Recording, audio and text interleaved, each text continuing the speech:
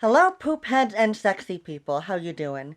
So, I thought after a while of thinking about it, I really wanted to make a YouTube channel, and I thought, hey, if I don't have the money to get a good camera, and I don't think my hair is going out long enough to justify being in front of a camera, why don't I do something more of a podcast style thing with speed paints? That is it. That is the goal for the future of this channel. Plus, the stuff that I am going to be podcasting with visually is the stuff that will come with my eventual animated series that I hope to be on here. Now, I've been saying to my Instagram for the longest time, and I'll probably link it somewhere down below, that, oh, it's an animated series, but it's going to be more likely like a moving webcomic, because there's only one person on this ship, folks. It's only me.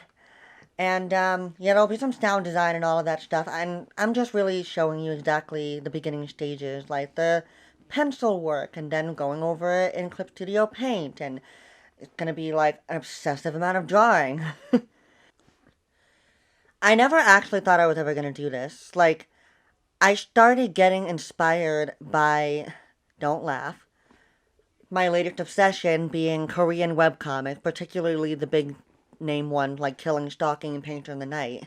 And it's kind of funny that I bring them up because I never thought I would ever have the patience to do a comic. I was thinking, no, I'm not going to do comics. Like, I don't have the patience for that. Like, I'll do animation, just drawing the same character over and over again.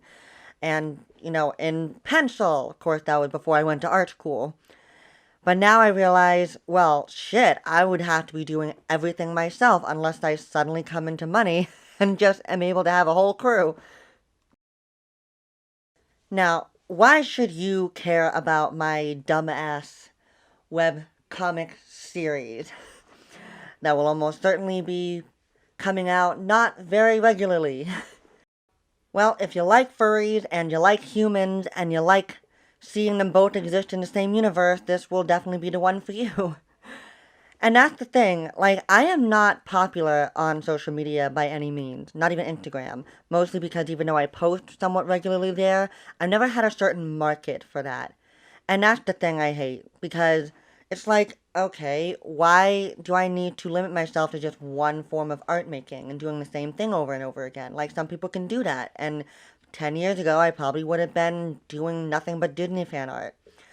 I just can't do that anymore. I like to draw too many things. I just draw too many things, and that's basically where I am now. Like, what is a way I can push out content regularly that doesn't involve a hell of a lot of drawing for just one post? And I thought, hey, why not do this? Because I'll tell you something, my entire life I've been talking to a wall, so I might as well be talking to a microphone if I'm going to talk to myself. So I guess I could give a little log line as to what the story is going to be about. And it really is more or less about the story of this little demon creature that just got released from purgatory and has to essentially know how to live life as a normal human being, even though they are not one, and learning how to be accepted as that, and also learning about what their past was like. So there you have it. It's like an amnesiac little demon creature trying to live amongst the humanoids and the humans and trying to find their place. A weirdo, an outsider. So what you're seeing here is among their first interactions with people of the human world and finding someone that actually looks like them, a little lion guy, and figuring out they actually don't know how this shit works. Like, you just wandered into an assisted living facility and no one knows what the heck to do with you. You just come in and start scaring people. But yeah, hijinks ensue. Oh. And I really don't want to say more than that because it's a lot of surprises down the way. Like, I am going to tackle more serious subject matters, and I hope that it inspires people because since this pandemic, man, I've been in my feelings, and a lot of people have been in their feelings, and even though we're just getting out of it, it's still largely the epilogue, as we have come to find out from the Delta variant coming our way, if it's not here already. But a thing I wanted to touch on here is the fact that I notice most people who are online like not in cons that are furries are usually doing it anonymously under like anime avatars and furry avatars that they either did themselves or commissioned from other people.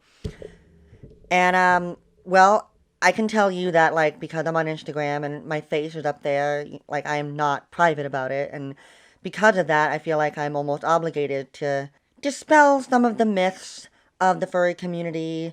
And of course, they're pretty heavy myths, and I have to keep it somewhat vague because it's YouTube.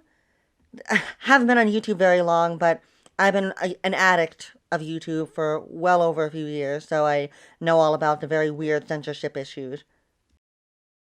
Here's some things that I found extremely paradoxical when I got to art school for the first time, like 5 years ago, which was one, everyone hates Disney, and two, everyone hates furries. It sounds like if you're not an art student, that probably would bamboozle you a little bit. But no, like we are very, very uptight about. Well, they are. I'm not. But no, like Disney. That's a whole other story for another day. But the furry stuff. Well, one thing. I had someone show me their fursona, although I'm sure they didn't call it a fursona. They just wanted to view themselves as a vulture. And they said, "Oh, it's furry, sorry." I'm like, "No, don't be sorry." Like, they were feeling sorry for showing my artwork. And of course, it's usually the same thing. Like, they think that we all attack animals. And it's like, no, no one's hurting an animal because they're a furry. And that's kind of what I wanted to dispel here.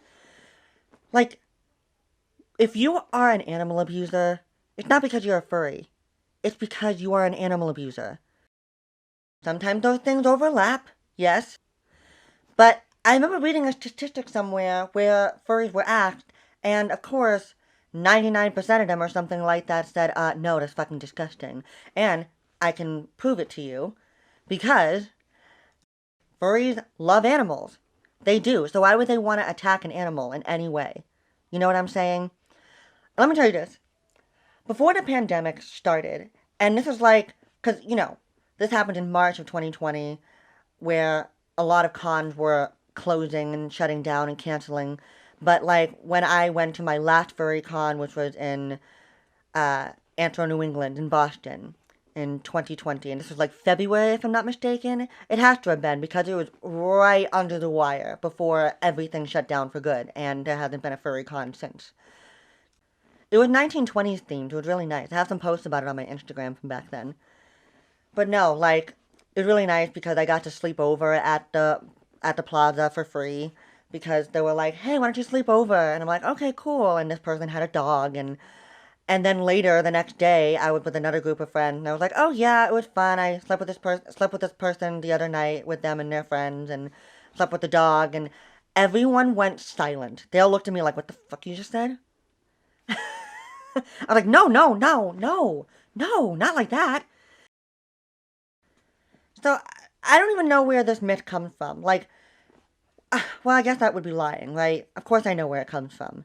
It's a little weird to see people fetishizing being attracted to anything remotely resembling an animal, but like, the human part is still there. You can't be a furry if the human part is not there. Like, it's not furry anymore if it's just an animal. Like, even something like the characters in The Lion King, they still talk like humans, they still, have human facial expressions and mannerisms, and plus they're voiced oftentimes by whatever is the hot ticket of the week, the heartthrob, so it's like, what did you honestly expect? Now, can I blame people for being concerned? Can I blame people for being like, wait, what? This is a thing? Why? Why is this a thing? I get it, right?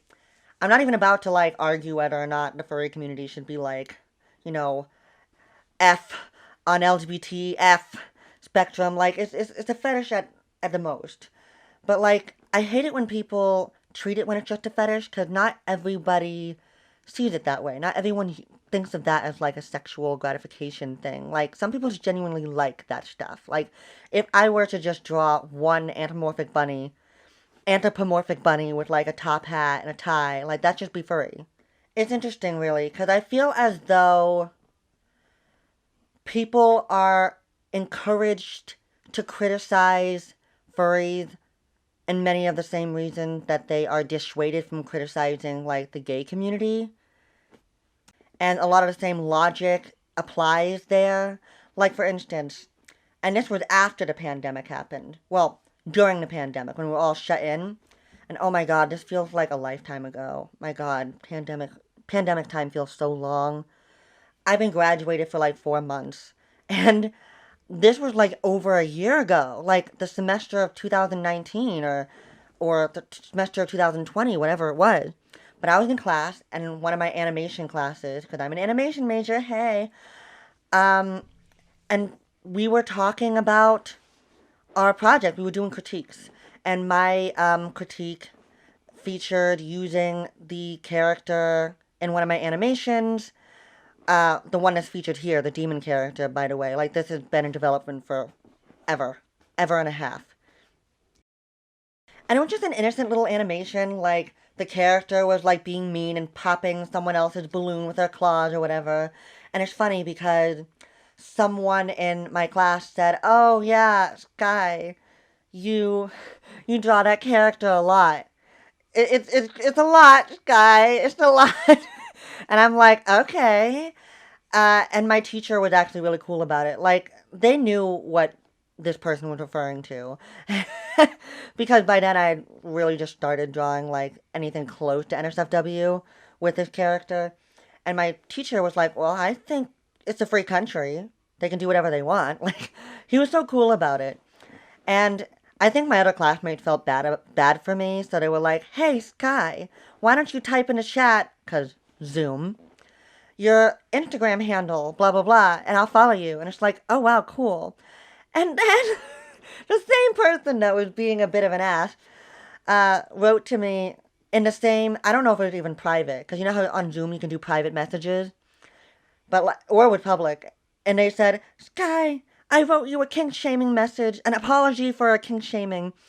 And I'm like, okay, on Instagram. And they were like, oh, blah, blah, blah, blah. And I said, okay, well, that's all nice and good, but, you know, and I said basically what I just said. Like, according to you, you make it seem like that's the only thing I ever draw. Like, that's all I am. I'm just like a very kinky, furry, artist. And most people are like that on Instagram if they're a furry artist, but like that's not what I do. I mean, probably is a bad thing that I don't do that because I'd probably have more followers. But it's just like I do a whole wealth of different things, I think.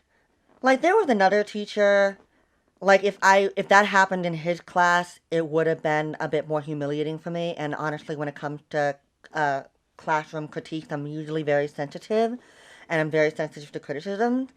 So that could have been really bad if it were in his class that happened because I had to do a thing and there was a furry character there, and the guy was like, "Oh, you don't want to do the same thing over and over again, like the same thing that this person was saying," and I'm like, I didn't. Like I had still lifes, I had, you know, artwork depicting environments and interiors and humans. Like I was not doing the same thing. But he was like, but you did furries. And I'm like, oh, so that's what. And I just said it in the middle of class. Oh, that's what you were getting at? I can be a bit of a firecracker. Most of the time, I'm pretty demure in a public setting. But like sometimes I can really just cut you. Like, oh, that's what it was. I get it. But like the other student that said this during the pandemic, like it's funny because they are queer. And it was funny because it's just like you kind of did the same thing that so many straight people do to us. Like, art school, we're all gay. You do the same thing that people do to us. Like, oh, the most uncomfortable thing to you is now the thing you're going to define us by. Like, okay. Like, one, not everyone is sexual like that. And plus, there are plenty of kids and asexual that go to furry conventions. It's not all what you think it is. And it's like, we complain all the time about how pretentious that a lot of, like, medical school kids are. Like, they look down on us because, oh, we save lives, you draw pictures. But, like, no, we can be pretty pretentious, too. Especially on, like, because we think we're, like, so progressive and social justice-y, but then we turn around and get, like, we, like, make fun of people because of weird interests like that. And it's just like, come on, guys. At least be consistent. I mean, I'm definitely not going to posit that furries are like this oppressed class of people. Not far from it. Like, most people don't even know they exist. I just found it a little interesting, you know, because, like I said, it seemed to be the thing that is socially acceptable to, like, make certain criticisms that are considered socially unacceptable and for good reason when critiquing gay people. And I will say, as a queer person, that there's a lot to criticize. Certainly, there's some kinks we can work out. Pun not intended. All right, that's gonna do it for me tonight, guys. I actually took a break of recording and looked at my footage that I have to put on this, and I realized, oh wow, I don't actually have a hell of a lot of footage drawing the furry character. So you guys have no idea what the heck I'm talking about. Like, why are you talking about furries when you're over here drawing a picture of an old lady about to shit herself? Well, anyway, the next video you will certainly see more furries. This is just a trial run. I don't know if I want to keep doing this sort of thing. I really think I probably will. And if you're interested in watching more of this, please click the subscribe button and the like button, I still find this a little awkward. But yes, if you'd like to support me, please do it on this channel, or my TikTok, or my Instagram, both of which are going to be linked down below. Thank you for the support. I really appreciate it.